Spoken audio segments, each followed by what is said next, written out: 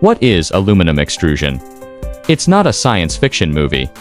This is metal remodeling, under 15,000 tons of pressure. When a cold aluminum cylinder is heated to the critical point of 500 degrees Celsius, it's no longer hard. It's about being submissive. In the roar of the hydraulic press, powerful pressure erupted in an instant. Look good. The moment it passes through the mold, it's like steel with a flowing soul. You thought it was pressed out. No. It is the ultimate shape that has been forced out. Water mist rising. That's a baptism of quenching. Stretch. Straightening. It's an obsession with precision. From a lump of bulky aluminum ingots to a perfect aerospace profile. This is the wonders of industry. Aluminum extrusion. Make hard, soft.